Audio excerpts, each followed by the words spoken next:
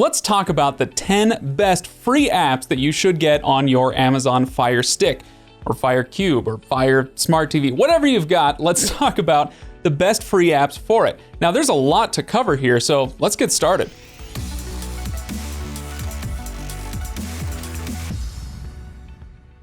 All right, thanks for joining me today, everybody. If you enjoy what we do here on this channel, if you like this video, don't forget to give it a like and subscribe for more stuff like this. Okay, let's dive in. The first thing we're gonna do before we talk about the specific apps is a little tutorial on how to actually download these apps. So if you're not brand new to a Fire Stick, if you've used it before, you can go ahead and skip ahead just a little bit. But if this is your first time with one of these devices and you wanna know the basics of how to go about getting these apps, let's talk about that first. So from my home screen, up on the top of the screen, I'm gonna come over here to apps. Oops, a little too far. Okay, and from the apps, I can check out the featured apps, the games, whatnot that they suggest for me, so I can kind of browse through it that way. Or if there's an app you know you want to get, but you're not finding it really quickly in this, you can always just voice search it. So obviously I've already got this one, but Netflix. Okay, and so it's gonna let me search for Netflix. If you don't have it, it will let you download the app from here. So for instance, I don't think I have this one. Watch free flicks. I'm not going to today, but yeah, I can go ahead and get that app and download it. So simple as that, that's all you have to do. Once you do that, you press the home button again, go back to the home screen, and it will show up on your app list. To find the full app list, everything that you've got, and this is where we're gonna be spending a lot of time on this video, is you come down here past recent, your apps and channels, and instead of scrolling to the right to look at all these, you can just click once to the left, see all, and that'll show you your full list of every app that you have on your Fire TV device. Okay, so like I said, this is where we're gonna be spending a lot of our time, is from here. In fact, the first apps that I'm gonna tell you about are Stirr and Pluto TV. These are very similar, but let's start with Stirr. What these do is mimic your cable or satellite experience. So if you've just cut the cord and you want something that feels a little familiar to you, then Stirr is going to be great for that. So up on here, I can go to channels, and on this page, you're gonna see a channel listing just like you would have seen on cable or satellite. The only difference here is that the channels are not the same as what you would have gotten. So there's no TBS, there's no TNT, there's no CNN or whatever. These are all kind of the stepchildren of those channels. So these will have just as much entertainment, it just might not be the same kind of things that you're used to. News, movies, live TV, whatever. It's all here, just like I said, not what you're used to. So look through here, there's guaranteed to be something that will strike your fancy, or you can go back to that home screen and they do have some on-demand content, meaning it's not scheduled, you can watch it whenever you want to. With Stirr, it's not a ton of on-demand content, but yes, there is some, and you can definitely take a look through that. But if you want more on-demand content, then we go to Pluto TV. In fact, I would say that as a general rule, I like Pluto better than Stirr. But the difference is they are going to have different content. So it's good to have both so that you can flip between the two and see if there's something on that you would rather watch on one versus the other. So really quickly, starting with the live TV, like I said, it's going to feel very familiar with that same kind of timeline that you can click through. Or if we come up to on demand, then yes, they do have a better, I would argue a better, definitely a more robust on-demand library on Pluto versus Stirr. Either way, both of them definitely worth checking out. All right, next up is NewsON. NewsON is exactly what it says here, live local news nationwide. And that's what it is. This is local news. So the reason I'm highlighting this one over any of the other news apps, which are many, they are plentiful, many of them are very good, but NewsON I really like because it is local news. These are news feeds from local stations, and it's gonna be based on where you live or what you save in your favorites. So for instance, I'm here in the Salt Lake City area, and so I've got my local CBS affiliate, But I can also see stuff from Idaho and Colorado, Nevada, places, neighboring markets with their local news feeds if that's interesting to me. Or if I've got a brother somewhere in another part of the country, so I want to go by location, and I can search for any market that I want. So if I've got somebody, I know somebody in Minnesota, and I want to see, hey, what's going on in Minnesota these days? I've got Duluth, Minneapolis, Rochester, all of these different markets that I can search for different feeds from. Now, once you click into these, it's pretty cool. Not only can you watch a live feed if there is one going on, but they also save the last several days' newscasts. So if you miss one, or, you weren't up for the 3 o'clock newscast in the morning, you can actually go back and watch those later on demand. Pretty sweet. Next up is PBS and PBS Kids. This is kind of a twofer because they both operate the same way. Essentially, all you need to do is log into PBS on your computer or your phone and create an account there so that it knows where you live and which content to serve up. And then when you do that, you can log into the PBS app and you get access to whatever you would have access to on your PBS station, local stuff and national stuff as well.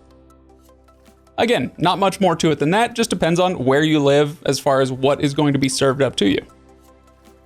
All right, how about another twofer? This is turning into like a top 12 or 13 instead of a top 10, but let's talk about Kanopy and Hoopla, because these both operate the same way. They just they serve different markets. So for me, it's going to be Kanopy. And the way that this works is Kanopy and Hoopla get access to the content that your local library has access to.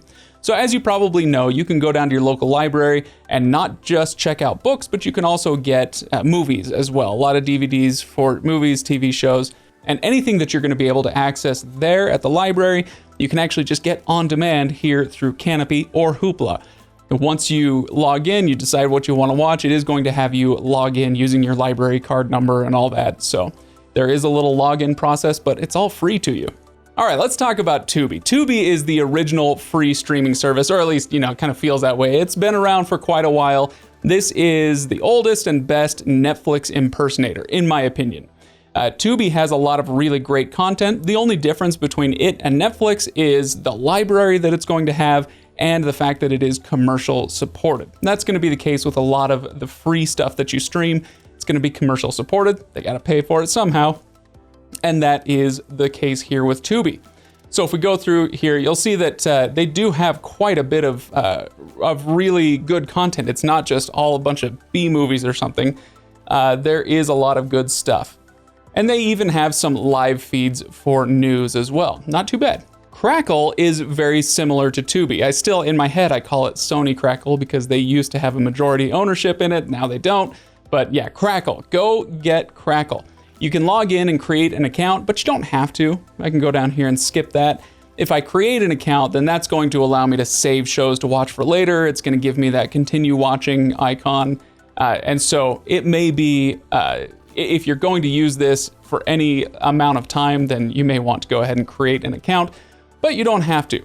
One of the biggest differences between Crackle and Tubi is if I go into TV shows or movies, this category right here, Crackle Original. So Crackle actually makes its own shows. Now, these are not going to be, mega A-list Hollywood fare, but it's not bad. I've sampled a few of them, and it really is pretty good stuff. So obviously what they're doing is they're trying to get you used to coming to Crackle for the originals, and then they've got their whole other library that you can check out. But as far as that goes, they actually do a pretty good job as far as I'm concerned. So yeah, go check out Crackle. All right, YouTube. YouTube, obviously, we all love YouTube. You're on YouTube right now, probably watching me. So of course I want you to do that. But with YouTube, you can get it on your TV, and I highly recommend that you do. There's some stuff, even on YouTube, that's just better on a big screen. So make sure you've got that downloaded. You can log in, you get your whole library. You can search on here just like you would on your PC. But there's one thing I want to point out that I have found really useful with YouTube in the last year or so since I figured out that I could do this. If I go to the left here and come down to the news section, there are a lot of live feeds. So if there's something going on, right now as I'm recording this, they're doing the the impeachment trial in the Senate. And so I can get live feeds if there's something going on. Those are often going to be on YouTube from a lot of the major news carriers. So I don't have to, fight through any other apps to find live feeds. I can find a lot of them right here. Spotify is a must-have as far as I'm concerned, or something like this. If you prefer Pandora, maybe go check out Pandora. But if you use any of these music apps outside of your streaming experience, just know that, yeah, you can bring them into streaming as well. So Spotify is, again, going to have the same library that I have here on my TV. So if I'm doing something where, I don't actually want to watch TV, I just want to have some noise on in the background, a house party, remember those? Or I'm doing the dishes or something like that, then yeah, Spotify, Pandora, whatever your flavor is, definitely necessary on your Fire Stick. And lastly, Twitch. All right, Twitch is very much a niche product, but I really, really highly recommend it, especially if there are young people in your home. Maybe you're a young person, or maybe you have kids or grandkids in the home. Basically, Twitch, the easy version of how to explain Twitch is, this is watching people play video games. That's it, right? Which maybe to you doesn't sound that fun, but maybe it does. And if it doesn't, maybe there's somebody in your home who would be into that. But it's really fun, really interesting. You pick your favorite game or you pick your favorite streamer and watch their feeds. And so a lot of times you'll get professional esports matches that are being broadcast on Twitch, or you can just watch somebody in their basement playing World of Warcraft or whatever. It's actually quite a lot of fun. So there you have it, the top 10 or so apps that you definitely need to download on your Fire Stick. Now you'll notice I skipped over quite a few things that actually are free and are great because they already come with your Fire Stick, and so you probably already know about them, but I'll point them out really quickly. The News app is fantastic as far as a news aggregator. Amazon Kids is a great kids app. I mean, it's kids, it says it right there. And then IMDb TV is a must-have. IMDb TV is the commercial supported branch of Prime Video. So you don't have to pay anything. You might already get Amazon Prime anyway, but IMDb TV is another one of those Netflix imitators kind of a thing. So I definitely recommend that. I just didn't mention it because it comes on the stick already, so you didn't even have to download it. Anyway, that being said, hope this helps you in your quest for free content, saving some money when you're cutting that cord. If it did, make sure you give this video a like. Don't forget to subscribe for more stuff like this. And if you have any requests, anything you want me to cover, or any apps that you enjoy on your Fire Stick that are free to use, then hit the comments below. Let me know. I'd be glad to hear your suggestions, your tips, your advice. It'd be great. Thanks for watching, everybody. I will see you next time.